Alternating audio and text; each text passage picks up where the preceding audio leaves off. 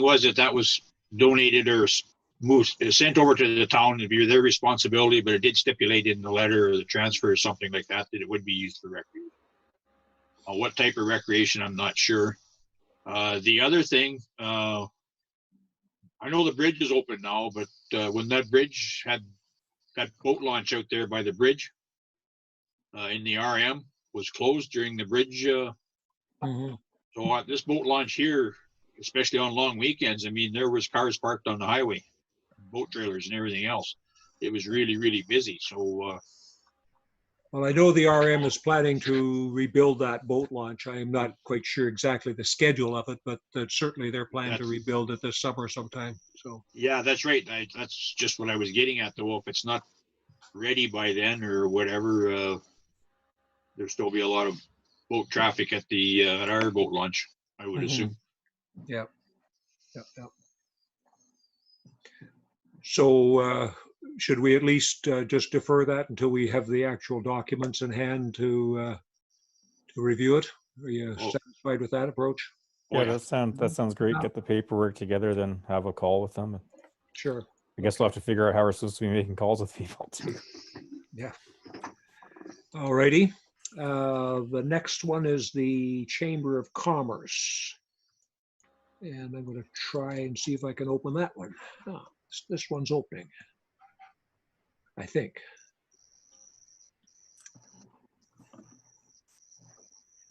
Okay, this is relating to the criminal activity, yeah. And I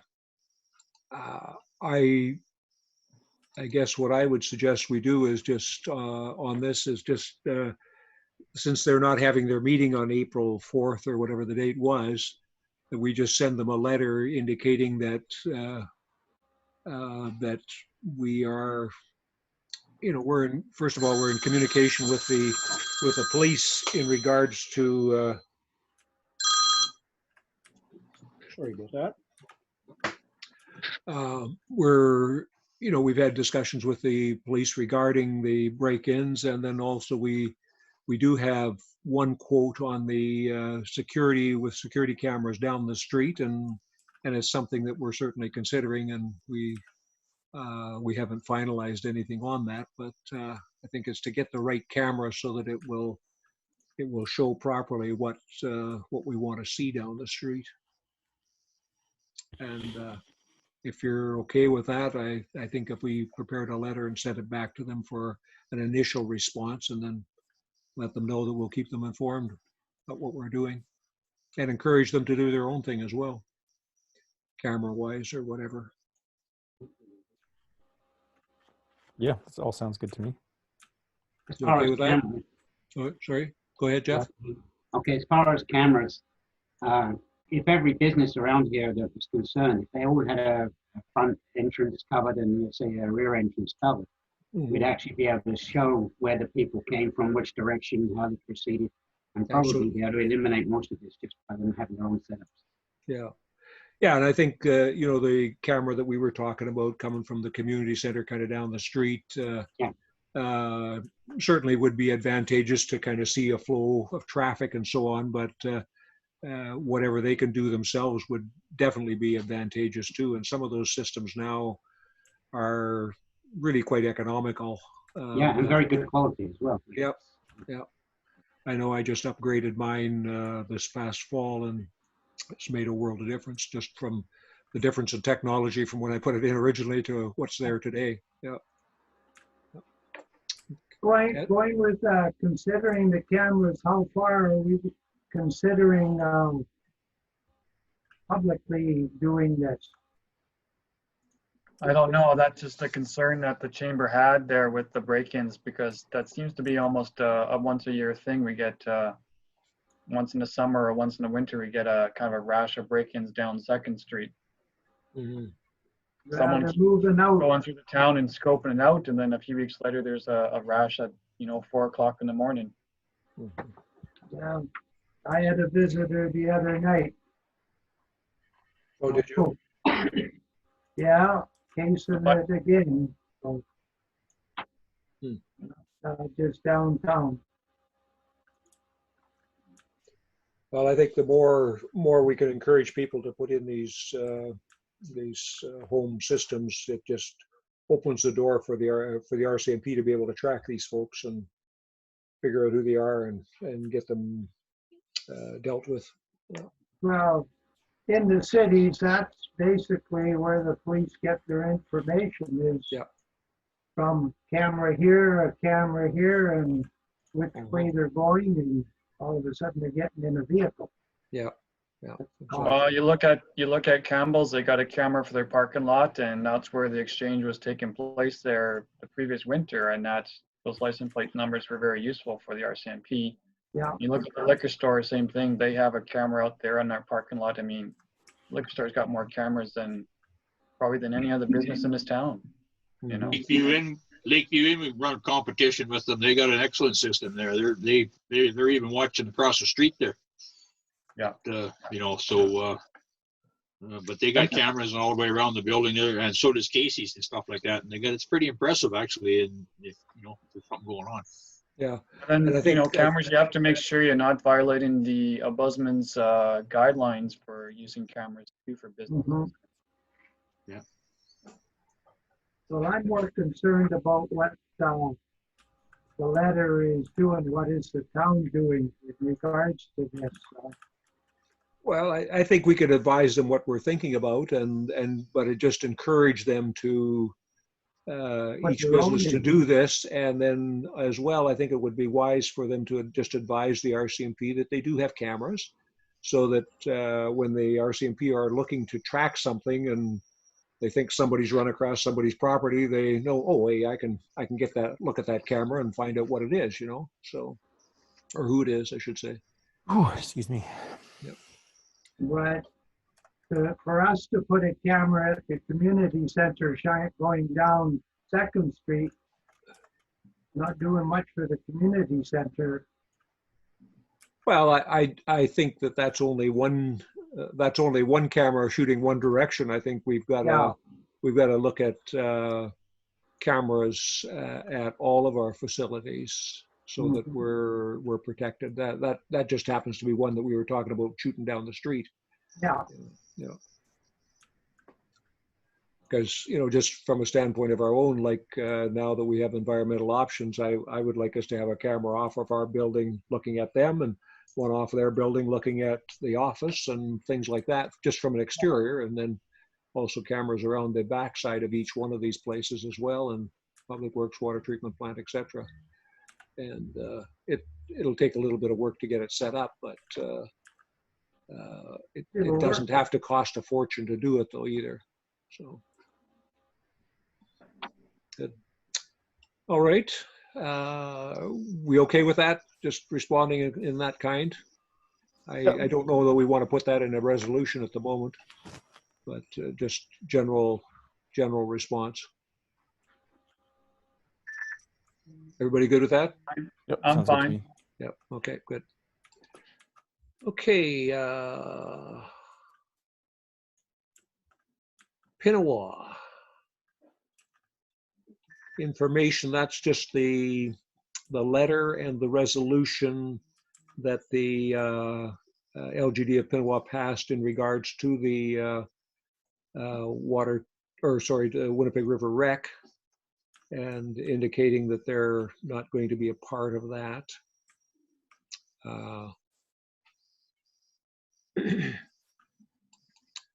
And that they presented that to the meeting when the CAOs and Reeves mayors got together. That Thursday morning before I was leaving, and so I guess that's a week ago Thursday, yeah. And they presented that, and Darcy, correct me if I'm not saying this correctly, but Pinawa has expressed to us privately that they don't want to be a part of anything that's connected to the RM. So that's where they're at. I think in the future, they may be open to reconsidering that stance. But for now, the RM has indicated that they want to work together with the town. Darcy, help me out here. I'm just struggling remembering exactly what they said the next steps were from their perspective. For the RM, you mean, or the Bylaw? Oh, just on the funding side of the town, or of the Winnipeg River Rec, because we had told we had basically said in the meeting that we believe strongly that we don't want to, as we had discussed in the council meeting the night before, that we don't want to see the programs cut back, and we do need to move forward instead of backwards with our recreation program. We're prepared to go it alone if necessary. And so just putting the bug out there that that if they're not going to do anything, that's not going to change that we're providing the same kind of level of service. So Well, they basically put out the request. They wanted to see 6-month timeline and a 1-year timeline for the big river rec. They want the budget adjusted without having reduced amount with regards to the director's salary in it. Darcy, can you just lean around your screen there? Sorry, because it's blocking the sound. Yeah, they basically put the request back out to the rec board that they want a revised ask, because they didn't like the first ask, they want the 40,000 from Donna, and they basically want a reflective timeline for 6 months and 12 months, and to see what the numbers are going to be. I actually did not get a strong sense that they were happy to participate with us. From what I understand from Cameron, there are 2 specific members on our council who absolutely hate town, which I then got on my soapbox and gave them a blast, and I said, like, this is an absolute asinine statement. I said, if you can't work with others, then maybe you should not be on council. I said, I don't care what their personal agendas are. I said, this is for a community. This is not for 2 idiots that got a bug up their butts. So, of course, we got into a whole discussion about that. I don't know that a revised budget line or budget for 2020 is going to make a big difference. I really get a strong sense that the RM is going to proceed and do their own thing with or without it. I think they basically said they were happy to work with us just for the sake of saying it publicly. I don't think that's the truth. I'll be totally honest. I think that they've really, since they came into power, they've made such strong inroads with regards to Colleen and Orville. And now that they know that Colleen recently hired a new part-time rec director, they thought, oh, well, we'll just link up with this person and have them take care of it. Well, there's a little bit more to it. The new rec director for Whitemouth is a 0.6 CFT. Having a 0.4 rec director is not going to fly. We need somebody who's either 3/4 time or full time for the amount of programming and activities that we have just alone in our own community. Bylaw is basically willing to come back to the table and join back in and be a funding partner after the next election, as long as none of those guys come to power again. Yeah.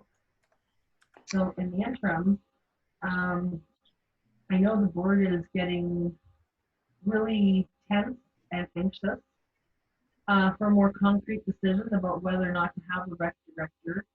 I did have a chat with Kristen last Friday, just before and actually just after the tea. Her and Donna and I were chatting after everybody had gone, and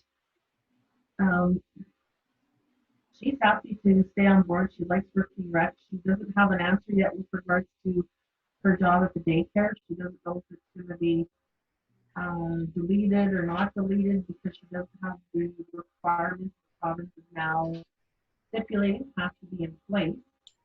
Her boss over there said she's gonna move heaven and earth to keep her there, but I don't know if that's actually going to be doable or not.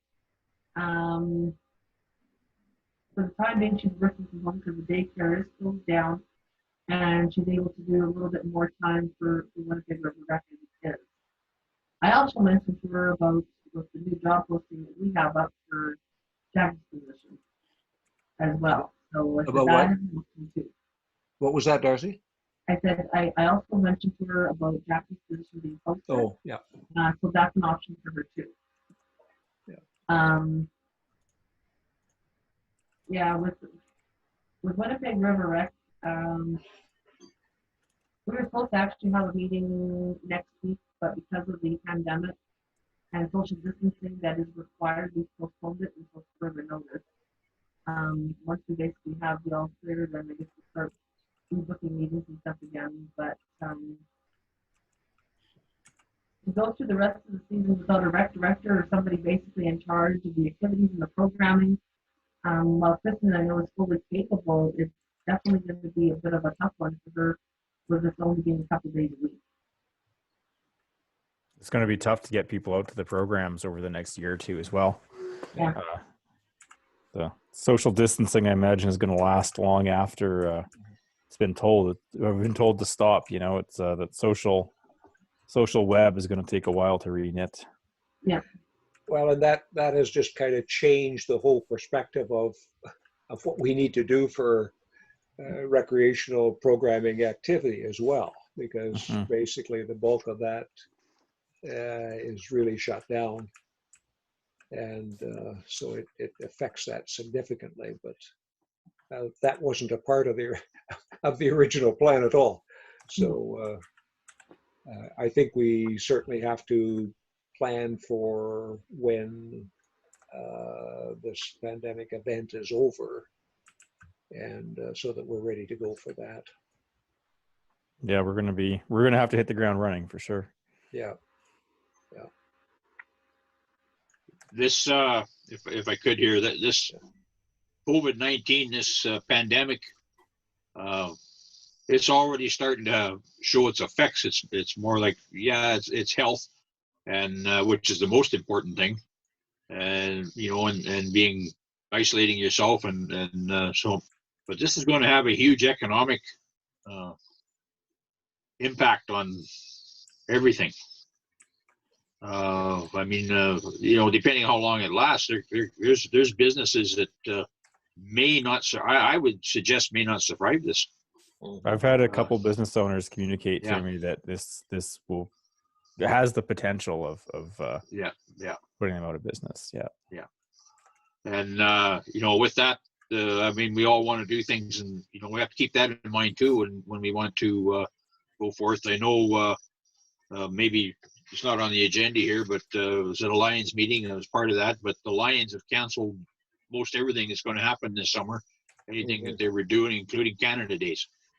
You know, I mean, just the uncertainty around it is it just leaves us out in the we don't know how to deal with it. Like you know, I think it's going to last for a while. Yeah, I mean, all of our social institutions, it's kind of a crazy time for them to even lay out the money to put on any of the main events. You know, like no one's going to be like, it's going to be losses for everyone, right? Yeah. And it's not just here. I mean, you have to go 2 consecutive 14-day periods before you can declare a pandemic over in your own country. And yet all the other countries around the world are further behind us. So that's why it may take a year for it to all pass.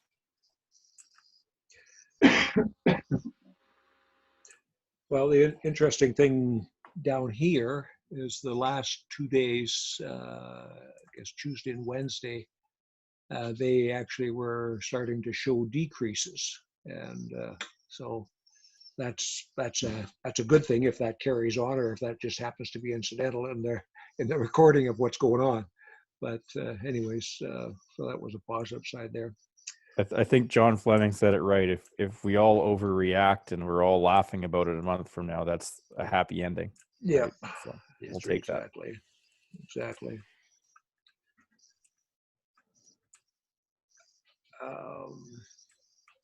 I think that's for information for right now.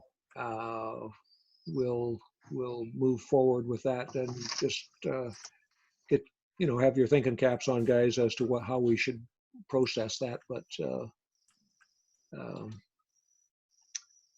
so then we've got the resolution for the second reading of the bylaw regarding public works. Be resolved that bylaw 1620 to appoint and establish a public works manager be hereby given second reading. And is there a mover for that? I'll move. It's great. Greg, Here. second. Second. Ted, Ted, thank you. Discussion. Darcy, maybe just mention the proposed start date for the gentleman. The fellow that we hired is Brent Pellet. His start date is going to be Monday, March 30th. And he'll come in for 8 a.m. and we'll do the walkthrough. And I'm going to enlist Jeff's aid to do a bit of a walkthrough and to do like some of the filling in of kind of the position and sort of the personalities and everything that's involved. The rate that we had offered him to start was 65, which is in the contract itself.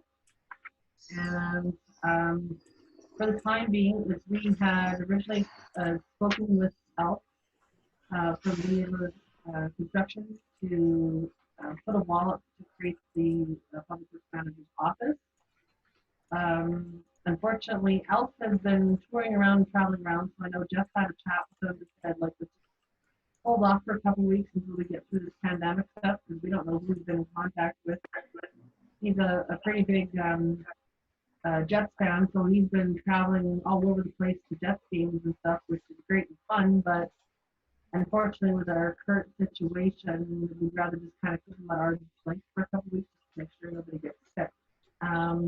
So in the meantime, since the new office isn't going to be ready for when he starts, I can just use a temporary table and chairs and just set him up here in council chambers. So kind of a big office, but at least it's somewhere for him to kind of hang out for a little while until we can get it sorted out. Sure. Okay. We're not going to be using it for anything else for a while anyways, so. Yeah, Nope. exactly. Yep. Good. Thank you, Darcy. So all in favor then of the second reading? Aye. Yeah. Aye. Greg, yeah. Good. I think I saw everybody's hand or heard. Yep. So then, third reading, be it resolved that bylaw 1620 to appoint and establish public works manager be hereby given third and final reading. Is there a mover? I'll move. Keegan moved. Greg, Greg seconds. sure. Discussion. All in favor, please indicate your favor. Aye. Aye. And Ted, I think, yep, okay, got everybody. That's carried. Adjourn the tax sale. Whereas pursuant to 3691C of the Municipal Act, the municipality may adjourn the auction of all properties offered for sale. Be it resolved, Town of Lac du Bonnet adjourn the tax sale schedule for March 20th, 2020 until further notice, and further be it resolved that pursuant to Section 3692, notice of adjournment be posted at the municipal office. And that's just for obvious reasons. Is there a mover? I'll move. Sorry, I didn't see who that was. Oh, it's Keegan. Keegan, okay, thanks. Greg, Seconder, Brian? And discussion? All in favor then, please indicate. Give me an audio. aye. Greg, Aye. Yep, okay, aye, Ted, okay. Thank you, Aye. that is carried. What happens when I pull my agenda up, you guys disappear on me, so. Yeah, that's okay. 4.2, whereas the COVID-19 pandemic is spreading through the province of Manitoba, and whereas the town of Lac du Bonnet Council is committed to protection of our citizens and staff, so we are adhering and following the information and advice being provided by the province of Manitoba, Regional Health Authority, and the World Health Organization, whereas the town of Lac du Bonnet supports and has implemented social distance to prevent the spread of the virus.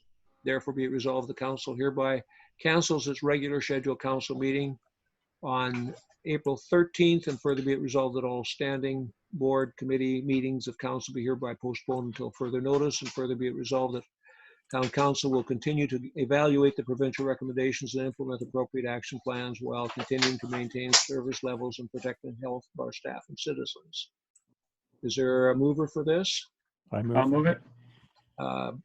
Brian, I think that was you, and who was the seconder? Keegan. Okay, my only observation on this, folks, is that if we change instead of canceling the meeting, that we move all of our meetings to online. I think that would be, because we're still going to have to make decisions and deal with stuff. Yeah, business will still have to keep going, especially if this is going to take that long. We're going to have to get really good at this. So I'd be in favor of that change. And I agree with that. Because at least then everyone knows in the town that we're not suspending meetings, that we're still having our regular scheduled meetings, and and I think the next one, not in secret. So just because everything's going crazy doesn't mean that we have to hide everything we're doing from the public in our own community. Right. You do have the option, if you get the all clear and everything's fine, you do have the option for special meeting dates, which is April 23rd. Sorry, what was that, Darcy? I said you still have it listed as the secondary meeting or a special meeting date. April 23rd is still available. We didn't include that one in as part of this, so we can always make arrangements if we go ahead of time and we have the all clear to proceed and have a meeting on that date. Yeah. Well, and I think, when we get everybody up and online with this, it's not a terrible way to have a meeting either, as long as we've got everybody at their own computer. It just makes it better. Mm-hmm. This morning, I'm just struggling hearing you, Darcy. I don't know whether the rest of you are, but I think it's because the mic on the portable is too far away from you. But yeah. Okay, so if we can change that resolution to reflect that instead of being canceled, that they would be digital, or whatever terminology we want to use in there. Remote meetings. Yeah. The other thing too, like it says maintain service levels. So I would assume that means that we're maintaining regular garbage pickup. Yeah, well, that'll come in our next point for discussion. Yeah. Okay. What do you want me to change it to? So on the first, therefore be it resolved, the town council hereby we can still use cancels as regular. No, I don't want to use that. I think we just want to alters our regular scheduled meetings to be online as opposed to being present in the council chambers. Shorten that up however you want, but that's the gist of what we're trying to say. Yeah, and I guess secondarily that it'll be made available to the public as well. Mm-hmm. And further be resolved, all standing board and committee meetings of council be hereby postponed until further notice.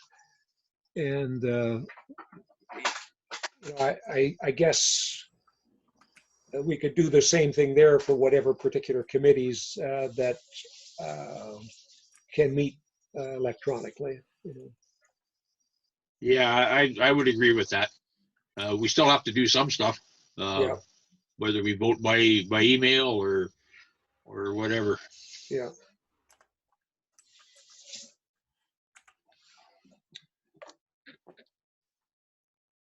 I think I'm okay with that. Okay, we'll get you set up, Ted. Yeah. Okay, so how about this? The first, therefore be it resolved, the town council hereby alters its regularly scheduled council meeting in chambers on April 30th, 2020, to take place online. And further be it resolved that all standing board and committee meetings of council be hereby postponed in person until further notice. Both can take place online where available. Sure. Yep. And mover and seconder good with that? For sure. Yep. Okay. Any further discussion? No. All in favor, then please indicate. Aye. Aye. Greg? Aye. Okay, I heard 3. Okay, we're good.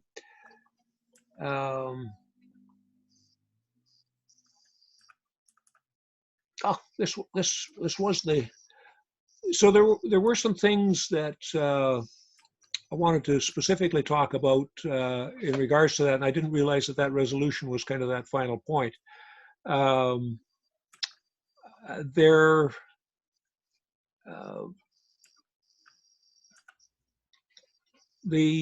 for example, the garbage pickup. I'm concerned with the direction that has gone, and when I look at things like, who was it? That documents sent. Darcy forwarded them this morning. I've got them in my pile here.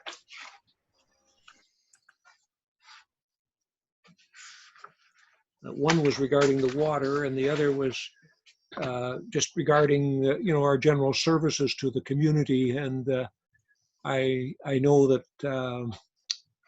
when I heard about the garbage drop at the public works shop, I don't feel that that's appropriate, particularly for our seniors. They're and those that don't have vehicles.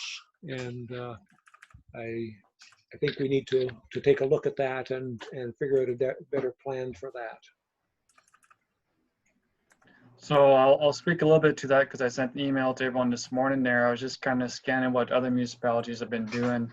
And basically from the 5 or 6 I kind of gleaned from, garbage service is staying on as regular, but they're making a couple adjustments. They're allowing for more bags per residence. You don't have to have tags. And I think the reason for that is they're trying to make sure that they keep people calm. And if they limit that or adjust that, it kind of creates more panic, and people are already panicked enough as it is. So I guess they're trying to balance the safety of their own workers, but at the same time trying to make sure that they're not inconveniencing people who are basically being told to stay at home.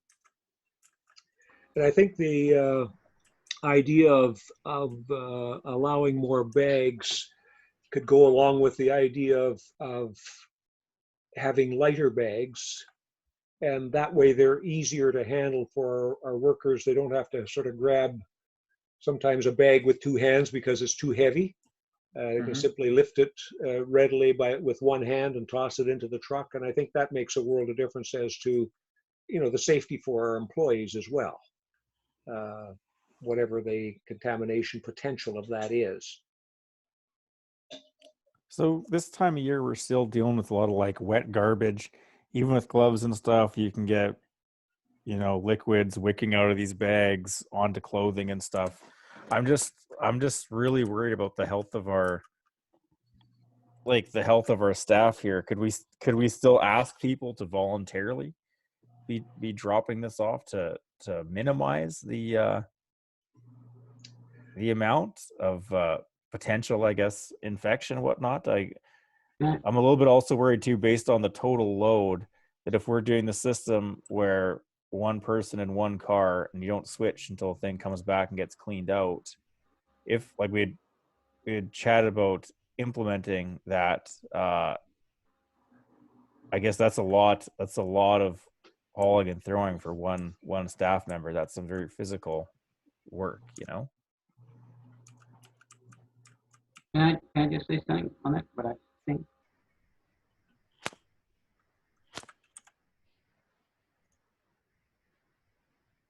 Jeff, were you going to say something? I lost you if you were. Yeah. I guess, first off, we don't know. We know the virus lives on a surface. And right now, we don't know how long, if the temperature has anything to do with it, whether it helps it or not. But the garbage bag is probably one of the dirtiest things to pick up before this virus even existed. It sits in someone's house, they open it up, they put something in, they open it up again, they put another tissue in. They never clean their hands before they go to the garbage. It's always after the garbage. The chances are that, yes, there could be something on the outside of the package. We've done nothing different to what the RM's done right now. The RM has put their bins outside. and allowing their people to dump it on the outside in their bin. And we've got the exact same setup at our place. We've already had people coming in already today to put garbage in, and all of them were very responsive. One of the ones that were on the Facebook there late that evening making all derogatory comments and that has already been in contact with me and almost basically apologized for what we're doing and thinking that, yes, I understand where you guys are coming from. But they don't, it's a very small thing. Like, yes, we have maybe 40 people in town that don't drive and they haven't got the ability. But those people, the neighbors should be already phoning on them and checking that they're okay. So maybe just say, hey, I'm taking my garbage out. Can I pick yours up? That carries on like it's a check for you. Like, it wouldn't hurt somebody just to take that neighbor's garbage. 9 times out of 10, it's in a Safeway bag and it's very small. Like, it's not a large amount for a single vehicle. Yeah, I guess just not knowing what garbage is hot garbage and what isn't is troubling. Like we do have the capacity, I think, through John and through the support number that like we need to get people using that, And I think that a lot of the early resistance that I've seen to the garbage drop off was sort of anger on other people's behalf. How will this person do it, and how will that person do it?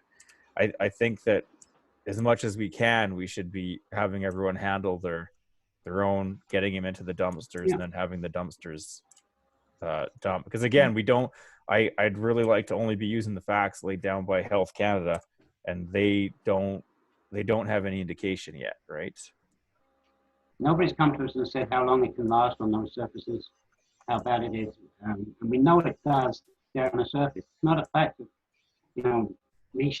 coming in close proximity with you. It's the virus that is expelled and then drops on the surface, and that's where it lives. Yeah, and they're still testing for plastics and steel. Cardboard, it basically lasts, lasts a few hours, 12 hours.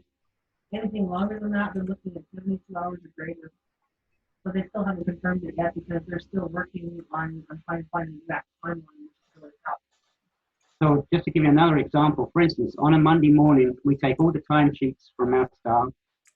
I check them all off, and then we hand them into the office here to get processed. So now, what I'm trying to do now to eliminate that area, we're going to actually do the timesheets on Friday, so they can sit over the weekend, where it'll give us a time to expel any virus, and hopefully that's long enough. Then we'll sign them and bring them through the office. How far do you want to take this? It is serious. Right now, I just saw it's come up just a few minutes ago. It was posted. We've now got 800 people in Canada. 27, I think it was, or something in Quebec. We just confirmed this morning. It's growing. Yeah, there's no question it's growing, but I guess what I don't want to do is put our seniors and the people that don't have the capability of doing that at risk. And but we have the phone number to emergency measures. If they phone in and say that they can't get it there any particular way, we'll make it an exception and we'll go pick it up. But there is the safety net there for people. Yeah. Well, as long as we can make sure that all of those individuals are covered, I guess I would be comfortable with that. But we'll be doing a drive around anyway with a half-ton truck to make sure everything's left out, and if it is, we'll pick it up. Yeah, and I think we obviously need to use proper protective clothing and all the rest of that. Cloth or leather gloves are not satisfactory on something like that. We need to use impervious type of materials in their gloves, rubber gloves or whatever. And all this stuff is getting harder to get now. Like even now, just trying to get some like a hand sanitizer. Yeah. I was trying to get one in each vehicle so that before they use the vehicles can't get it. Yeah. You need to talk to Crown Royal and Gimli there to switch over their alcohol production into making sanitizers instead. If I could, Brian, it would be more useful. Yeah. Just an opinion. If I could, Brian, you have to up the content though for it to be effective. I just saw on CNN that there was a place in one state that's just what they did. They switched over to making hand sanitizers, small bottles, and sending them out because it's mainly alcohol, right? we are going to see a sort of wartime economy boom up for people dealing with this stuff. Like the supply chain is going to respond because no one's making money the way they used to doing regular business. But I think we're digressing a bit. Yeah. If I could there, Gordon made some interesting comments. What I see in this is, like, on one hand, we're trying to separate our employees from the general public to keep them safe so they don't get the coronavirus. I don't know that having them come to our public works shop is a good idea in that respect. The same as, I know we have hours of operation and stuff like that, but if you get people that think they need to drop their own garbage off, they're going to drop it off whenever they please, regardless of what the hours are. And that may lead to some issues. So I'm not so sure that having them come to our public works or our water treatment plant and try to keep as few customers as possible in our office. I mean, we have to let the odd one in, I guess, to buy water and conduct business. But I think we should encourage not having any public traffic near our facilities. Well, right now we have 2 garbage bins just inside the gate on the outside, and one on the outside for after hours if necessary. Yeah. So not coming in the building. Yeah, I'm not sure if this is even worth mentioning. Do we expect that we're still going to have dumpster diving issues with this going They're on? inside. 2 of them are located inside the chain link fence. Okay. We leave one outside for after hours, and then we'll hook that onto the garbage truck, empty it, and bring it inside for the daytime. So, I mean, if anyone's going to dumpster dive, they've got to do it during the daytime. Okay, that's yeah. Well, that's a good point, Keegan. I'll just interject with that, because when we had the arena issue there, that sewage-laden flooring that was in the arena there wasn't in the dumpster 15 minutes, and somebody was in there and took it home. Yeah, so it's real life is what it is. That's what happens. Yeah. I didn't realize the arena bin was Walmart. You send some people some weird attitudes about things like that. I don't know. Okay, so then are we comfortable with the making sure that our seniors and those with no transportation are looked after, and then leaving the bins in place for the rest? Do we want to talk about a strategy for communicating that out before we move on? Like, do we do a I think to every door or code red? I think we've got several things we need to talk about first, maybe, and then I agree, we need to talk about the strategy for that. Okay, maybe we should talk about these other things first. For sure. Okay, because they're kind of all along the same line. Jeff, what steps have you taken at the water plant to just kind of up the ante on security and the way we operate there? Only one person going in and out of there, and that's me. Yeah. It's all been wiped down. I spent yesterday wiping everything down, cleaning it. Nobody comes in there. Like the fire chief almost opened the door and figured he was coming straight in yesterday. He was quite surprised when he was opening it. And how are you? I don't like the word, but I don't know a better one. How are you isolating yourself from the rest of your staff? Just for protection for that. When I go anywhere near the shop, I'm probably at least 6 to 10 feet away from everybody. Okay. And staying away, not touching anything, basically. Right. Right now, I've been using my own personal vehicle rather than any other vehicles that anybody else is going to jump into. Okay. So. And I guess the next question: how are the staff dealing with this issue? Stressed out. I've got 2 that I believe are quite paranoid about it. I met with all of them today to try and bring that out into the open. It didn't come out. But I just keep working with them. I've got Jen, she seems pretty solid. Percy's pretty good. But both David and Aaron seem that they're a little bit wide. All they're talking about is alcohol swabs or wipes. And is Aaron back to work? Yeah. Oh, okay. Started back on Monday morning. Okay. So, Hey. so go ahead, Greg. I think it was Greg. I was just going to say, like, there's PPE and things they got to use, and along with that, I know they're concerned and stuff like that, but they do need to be a little more vigilant. They need to start using this stuff on a regular basis, you know, and not just, you know, haphazardly and stuff like that.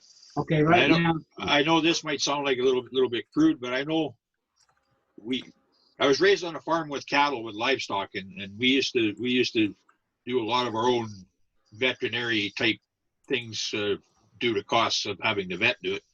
And we always had a pail, like a 20-liter pail of water and Dettol in it, you know, that we used to, you know, constantly, you know, like to keep ourselves clean. Mm-hmm. You know, I'm just using that as an example, you know, like, I mean, they could have on their garbage truck, there's lots of things that they could put in the truck, on the truck, that they keep themselves sprayed and cleaned and washed regularly as they're picking up garbage. Because I know what it's like trying not to touch my face, you know. I mean, I do it all the time, and I usually think of it after I've done it, not before I've done it, and so on and so forth. But there's certain things you can do to mitigate this stuff, but one has to do it, though. so what we're doing right now, there's probably an oversight of hydrogen peroxide, Lysol, wipes and everything. All the vehicles are getting cleaned down, at least I think almost now twice a day. Garbage truck is continuously when it's in use. They've got rubber gloves on their desk that are all the time being used and changed over. They have a sign-in sheet where they sign in when they come to work that they feel good for the last 3 days. They sign off. They also sign off they feel good that day. At the end of the shift, they sign off that they're still feeling okay. This is mainly just to make them aware of what's going on 100%. Sure. The signage of washing hands. They've been told as soon as you go in the building, if you go towards the lunchroom, you go straight to wash your hands. Kitchen is all being cleaned down. Like there's probably at least an hour a day just going to clean in there right now. Yeah. Good. Yeah. Good. And so are there any of our staff that are off because of this? At the present time, no, but I envision next week that we'll probably have certain things where we won't be as busy. We've got an extra staff member, so I think a few will be sent home at different times. So I was under the impression from something somebody said, and I don't remember, but that there were people that were off just because they were scared. That's not the case? There's No. staff that are scared. There's no one who's left yet because of it. Okay. Okay. That's why I had the meeting this morning to try and, I've got two that I do believe are quite paranoid. Yeah. I was hoping they would come forward a little bit and I'd give them a reason to go home, and that's fine. Right. They still sit there okay. Yeah. Well, I mean, you look at the liquor store, all they're doing is basically limiting numbers, but continuous cleaning. But I mean, the amount of people that are going to go through a liquor store, like I worked there Friday, so. Well, and I think you know, from the standpoint of staff being off, if we're sending them home, that's one thing, and I don't you know, I don't think there's a problem with the town paying when we do that. But if people are just paranoid and stay home on their own, I think then that's not our town issue as far as paying them. That move towards the layoff situation. I called Workplace Health and Safety and was talking with them. One of the big things right now is unlimited time for people to go and wash their hands and wash up. Like that's something that we just got to obviously be making allowances for. Providing PPE and cleaning and just making sure that our staff can be comfortable sticking within all the guidelines of like contact and whatnot. And the term he used was extraordinary accommodation presently. So yeah, and I don't think we have an issue with that at all, you know, in allowing people to the time it takes to do all of those things. And I don't think we have an issue either. It's just that's what Yeah. So it's passed on. No, to- but it's good to have it from their perspective as well. I appreciate you doing that, Keegan. I just didn't want us to get into the situation where we're saying, if you're scared, we're going to pay you, go home, But if we're saying we don't have enough for you to do today because of what's going on, yeah, we'll send you home and pay you, or either that or lay you off so you can get EI, one or the other. If it looks like it's going to be a longer term, but if it's just for a few days, then I think we just carry on. That would be my opinion. I don't know what do the rest of you think on that? Yeah, I think that if someone's not comfortable at work, like we can do our best to accommodate them. But if they're terrified, I think we could be all right with laying them off. There's the new legislation to make sure they'll be covered off on that. Mm-hmm. Yeah. The other, It is a bit different for our guys because they don't, a lot of their work, they do not come into contact with other people. right. Mhm. So that is one big plus. I was talking to someone the other day who's pregnant and is a hairdresser. And I mean, the last couple of days, they finally closed the store down. Sure. She was paranoid. I mean, you can't, Yep. you haven't got your 6 feet and you haven't, Yep. So, but for our guys, it's a little bit different. Like I say, next week, if the sun comes up and we get a melt, we'll be busy because there'll be some culverts to store. Again, they'll be on their own. They can do that. So, Mm-hmm. but if the sun doesn't melt, we won't have any culverts to do next week. I might be running out. Okay. The other thing was for the people to have access to recharge their water cards and that kind of thing. What has been put in place now? All this week, everybody with residential bulk cards have been coming in and loading up their cards because they know it's going to be a while. We've also got the commercial guys that have been coming in and loading. Basically, after Friday, we really don't want to see anybody else here in the office. So all the residential people with bulk cards have been made well aware of that, and they've all put significant amounts on their cards. The bulk guys, we will still allow them to come in to load because they have to be able to deliver people with bigger tanks that don't have portable units. But they basically come in like once a week and they're dumping anywhere from 500 per card to 1,500 per card, just depending. Like I know Lori was just in 2 days ago and she did $1,500 on her card.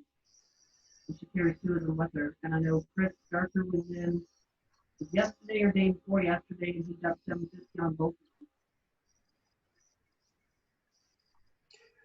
And so we're not going to allow private individuals to fill their cards?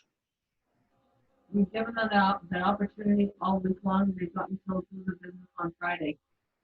We've communicated to load as much as we can on it, and people have been doing that, and they're quite happy to do that. I thought we had discussed allowing people to place orders for them that we would mail out blank cards, filled cards to people rather than having to do it. Yeah, we're quite happy to do that, but most of the people that are coming in, they basically just want to refill their card. They don't want to buy another card.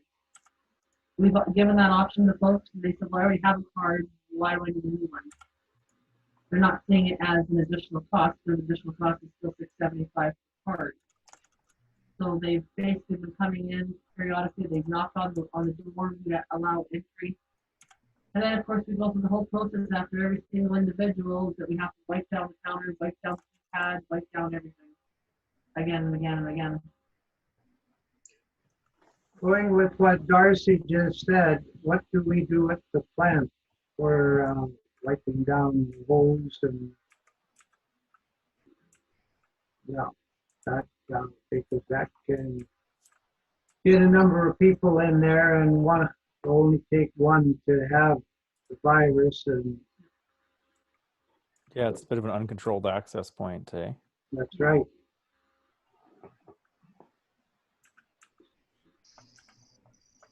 Yep. It'd even be worth it to have somebody there and do it for the trucker or maybe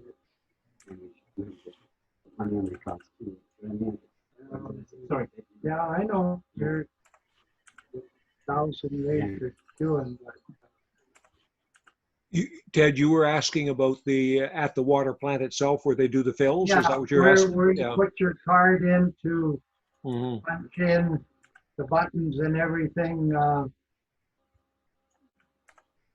You know, I wish I paid more attention at the Manitoba Clinic on Monday on what they were doing. So fed up that the money machine was taking my money. Well, one of these documents that Darcy sent out this morning, and I read through them. I just don't remember which one it was. The one from Melanie, probably. Probably that was the one, yeah. But it indicated, you know, that there needed to be a whole new schedule of wiping down the control panel and all of that good stuff.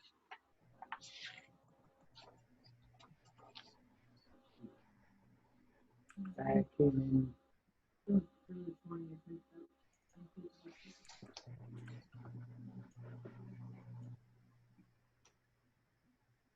So, yeah, on the one from Melanie, it says, do we need to close our bulk fill station? No. Bulk fill stations are necessary as keeping the water treatment plant operating. And operators can take additional precautions and wipe down keys and coin pads. Just a reminder, hoses should not touch the ground. Only drinking water containers are to be filled at the potable water fill station. Gordon, Yeah. have you got much more to go that I could be excused? I'm basically done. I'm just not quite sure. I heard Darcy clearly on when people can get there after this week. Darcy, I was not hearing you as to when people could fill their cards up and so on. At this point in time, we're playing the wait and see game. We really don't want anybody in this office, Gordon. Just so long as we need to figure out how people can get their cards filled, though. Yeah, no, I know. Yeah. But how do they do that? The only machine is right here. And basically, you got everybody. You might as well just open the office then, if that's going to be the situation. If we have enough blanks, maybe for the sales we're doing, you just get a new fresh blank card. Okay. Like I think the try and get cost, it back after. well, yeah, maybe we could have a drop or something where they could throw it into a bin and then we never have to touch it. Or You can disinfect it then. yeah, well, just to minimize contact. Like I think it's worth eating the cost on the blank cards to keep people filled with water and just add us that margin of safety, right? Okay, so then there's also the point of how you're going to accept payments for these cards, for what they want to sell. They can't use debit. The only debit machine we have in the operation is here in the office. If they pay by check, that's fine, but then you still have to handle it. And a lot of people pay by cash.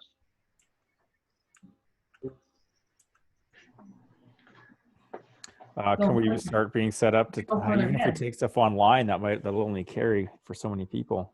Exactly. And a lot of people don't do online, especially out here. You know, we basically, allowed the message to go through, like load as much as you can. A lot of people are looking at it as at least, 3 to 4 weeks that they would be super inconvenienced. A lot of people have loaded enough funds for at least, 6 to 8 weeks, given the nature of the situation. And the private individuals as well, sorry? That's private individuals, and they basically stated, if it goes longer than that, then they would probably be more interested in just calling the bulk callers to come and just give them whatever they need. Right. Can we move to a situation where we're just recording who owes us what and telling them that the payment will be figured out in 6 months' time, or once the pandemic has been cleared? Is that an option for us to move away from handling the funds?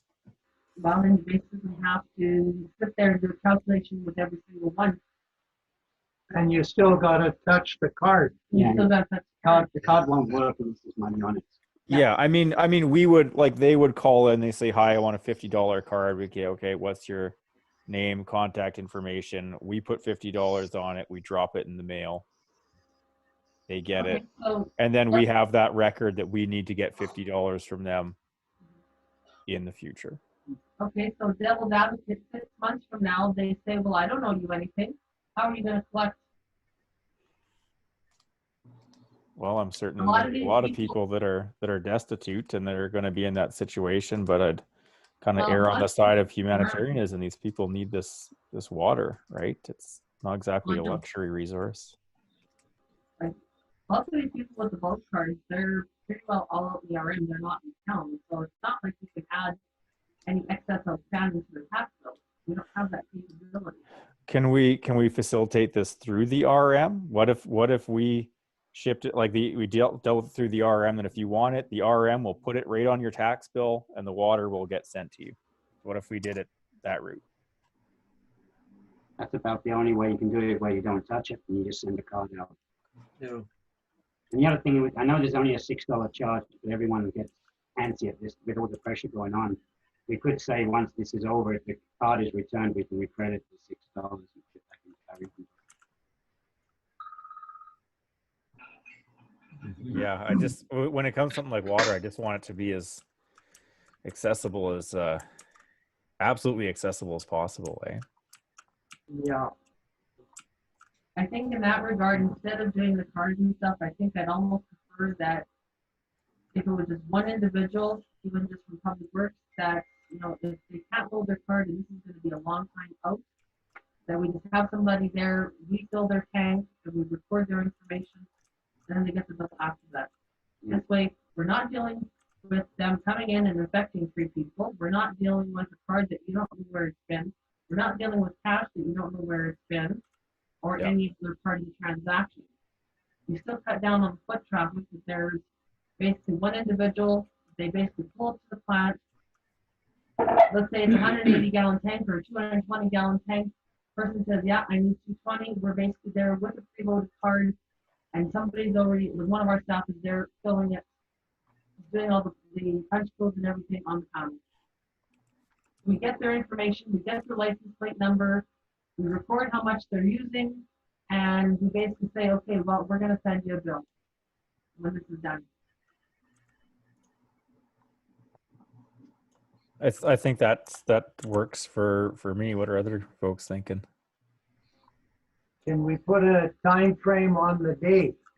Because there's an awful lot to come in after 6 o'clock. They would have to make it in and, Well, that's be while we're opening.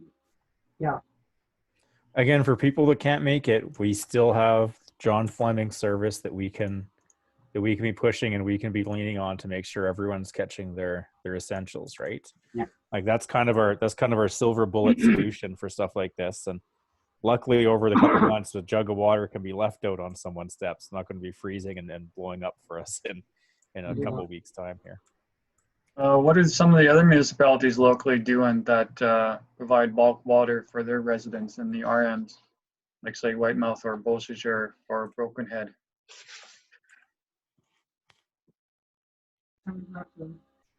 they're not as busy. We're probably one of the busiest, that's for sure. I don't know anybody that has nearly 500 residents on the cards. Mhm. Okay. Darcy, what are we allowing for refills on the truckers or the haulers? We're basically allowing them to come in, because there's only 2 of them that come in. It's just Lori and Chris that come in. They both got 2 cards and they load them themselves. They're even minimizing their contact with their clientele when they're out and about doing their fills. They're giving direction to their clientele to basically either put a check in a safe place on the property so they know where to pick it up, or if it's given cash, they basically tell them put it in a Ziploc baggie and instruct them where to leave it. There's no hand-to-hand or face-to-face contact. They've both been very adamant this is how they're working with their clientele. Sure. minimize the risk to themselves as well as anybody there. So when they run out on their cards in a month from now or whenever that is, what's the deal? They basically give us a call. They tell us they're coming in to load their card. We basically keep an eye out for them, and then they just have to knock on the door, and we allow Oh, the okay. entry. We fill them up. So they will have access then. Yeah. Okay. Gordon, I'm going to take off Alrighty. just in case there's some calls that come in on the house phone. Okay. I'll Very talk good. to you Thanks, later. Ed. And Okay. we'll need to get you set up there on the computer. Yeah. On it or under it? Okay. Anything else on this before we go to the communication side? One of the concerns we had brought up was during the last conversation was the amount of old people we have using the hospitals as personal care homes. Mhm. During the group call the other day, I asked them about that, and they are exploring interim options right now. So just someone is on that ball. I know it was floating around. I was really worried about it. I think we had the duty to ask. It's been asked. That's the official answer from on high right now. Mhm. Okay. Good. Anybody else? I think our biggest fear right now is a lot of the snowbirds, Gordon, coming home. And we've had one come in today where we straight away got through with emergency measures. They actually went and met, taking with a list of phone numbers, and if they need any help, to help them out. But we've already had incidents of people coming in. They're supposed to be on their 14 days, and they're already down at the Legion, and they're always checking out Chicken Chef and going to visit their friends. Oof. Okay. That is an issue that we have. And right now in Manitoba, everything's basically attached directly to travel. It hasn't got out into the regular population yet. Sorry, say that again, Jeff. Sorry. So far, all the infections so far have always been related to recent travel. Right. Oh, yes. Yeah, I And read. hasn't gone into the regular population yet. If it gets into the regular population, that's when it's going to start snowballing. Mhm. Megan has been telling me that she's been getting a fair amount of snowbirds through, like a couple hundred, with a few more, like another 100 calling in to do stuff. But she says that it's a pretty worryingly low amount of compliance. That there's been people coming through with pretty suspicious stories, getting everything set back up again. So I wonder if it would be worthwhile setting someone up out there just to kind of grill people, because they can't tell us who's coming for privacy rules, but they pretty much have to go past the insurance place. I have been watching Facebook, and when you see people make comments about coming home, I've been keeping those names. So. Okay, thanks, Jeff. Good. So on the communication piece, can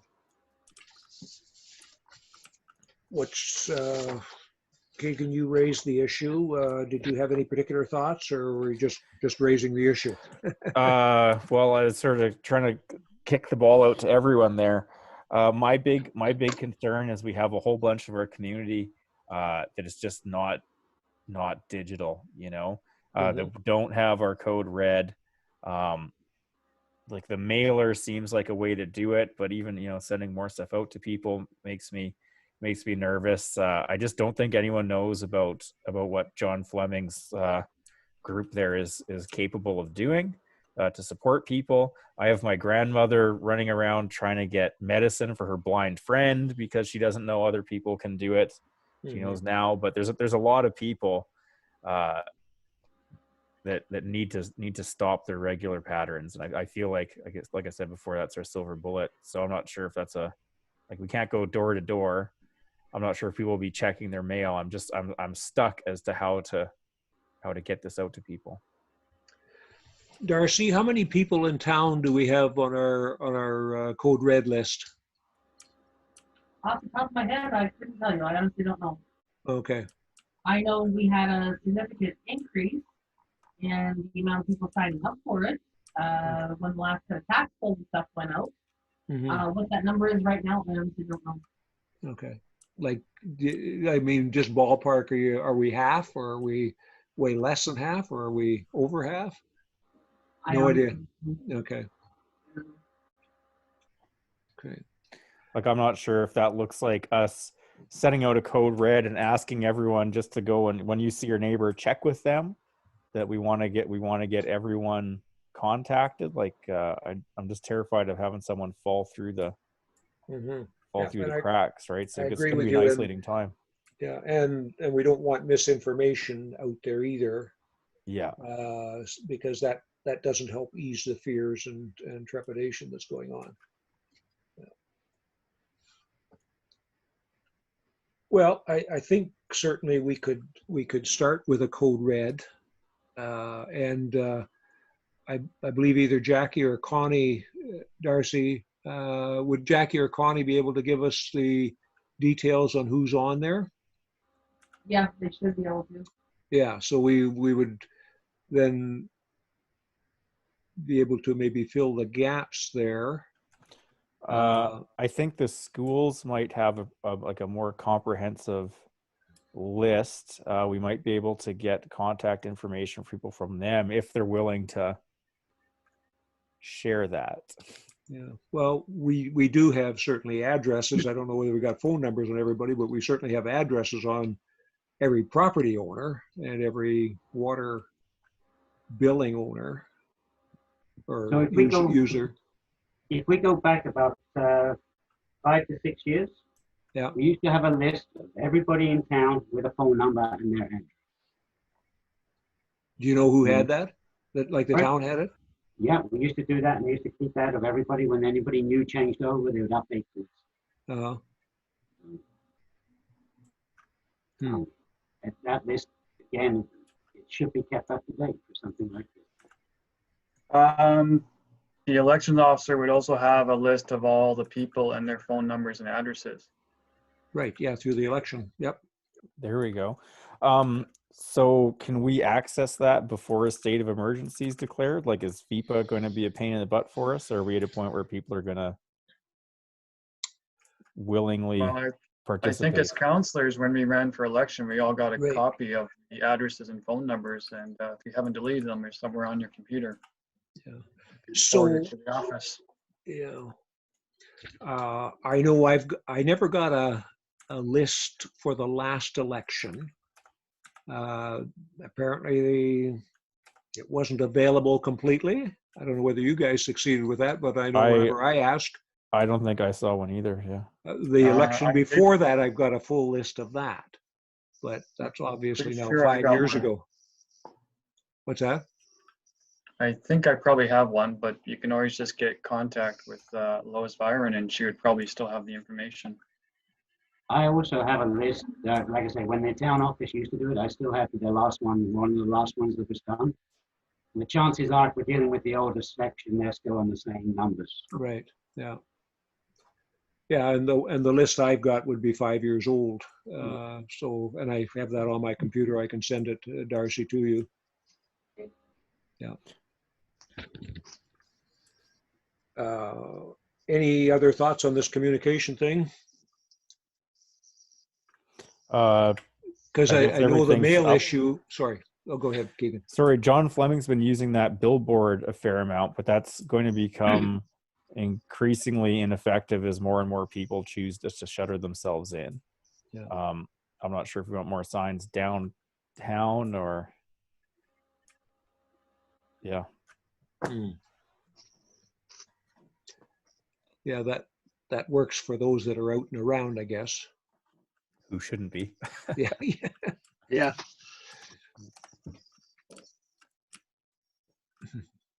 Right now, there's posters all around town, so I mean, there's quite a bit of that already been done. Mm-hmm.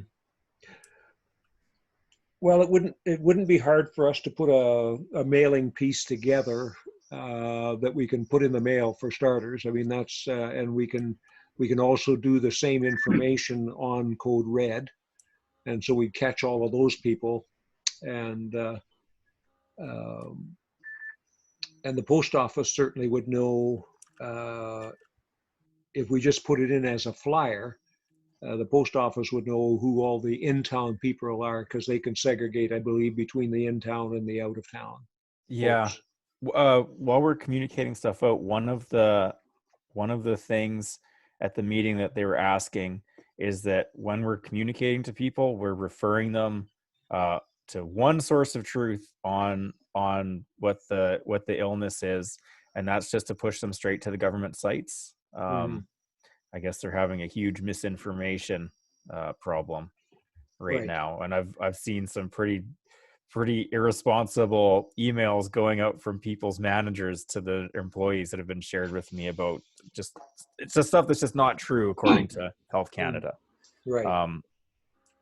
So we'll wanna get people smartened up on that as best we can. So you say about putting out a mail out and going through the post office. I would treat this as like a boil water advisory, that if you had something happen like that, it has to be done immediately. And I think to get that message out right away, we would actually have to have staff actually go out and put like door knockers or just deliver to each house. Well, if the staff can do that, I think that's better still, Jeff. With the staff, the way we are set up right now and with the workload, I would like to suggest we try that. Yeah, that's a lot of contact. Like, we'll have to come up with a safe way to do it. But yeah, it's probably worth the effort for sure. Although we might be able to lean on some of John's volunteers as well too, right? Like the EMO. There's no need to go there. Not yet? Yeah. Okay. Yeah, because if you've got all of your or even a couple of your people out, Jeff, they can probably cover the town in a day. Great. How long does it take you to do meter reads in town? Depends how fast I want to go. It's probably Okay. about, This is the medium pace we're talking about. Well, a medium pace. I move pretty quick compared to, like, I don't know. I walk 30 kilometers in 2 days, and it takes me about 12 hours. Okay, so There's that's a what lot you of, guys. no, but there's a lot of people. Yeah. So. Yeah. So 2 people just dropping off a flyer. We should better get that done in a day. Yeah. Perfect. Well, 2 people. Yeah, at least 2. Yeah. Okay. Yeah. You're going to the front, like, and I was going to, like, the back of the house in snow and all this other stuff too. I'm not going to the front door. Yeah, we're just going where the footprints go to the nearest door, and that's it. Yeah. Okay. Yeah, we can take care of that. You get the documentation or whatever we need. Sure. Well, that's probably the fastest way to get the communication out to everybody then. And Darcy, if we can coordinate on content, then we'll get on that today. I know amongst all the other things that you need to do, but Well, I'm glad they've extended my budget until like June, because there's no way in hell I'm touching it this week, I tell you that. well, and I must confess that on the PUB water review, it's kind of got put on the back burner right now as well. So I think luckily everyone's expectation of priorities has radically shifted right now. Yeah. So yeah, should be exactly. okay. So, okay. Good. Anything else? Nope. Okay. Ready to adjourn? Someone move, we adjourn. I move. Greg. I'll Seconder. second. Keegan. All in favor? Aye. We adjourn at whatever time it is down there. It's 1:40, I guess. 138. 1:38. Okay. And so all you have to do to get out of this is go down to the right-hand corner and click that you're departing. Next meeting, do we have a date set? Or are we going to bounce that around as things change? Well, unless things change, let's plan for the 13th or whatever that date was in April, as per normal, unless we call a special one. Is that okay? Yeah. Sounds good. Okay. I'm okay with just a regular scheduled meeting. Yeah, if we can. But if we have to deal with anything specifically, we'll just go through the normal special meeting process. You get in that, can I get in? Okay, sounds good. All righty. All right. Take care, folks. Have a good day. Thanks. Stay safe, everyone. Yeah. Take care. Take care. I got an email back from the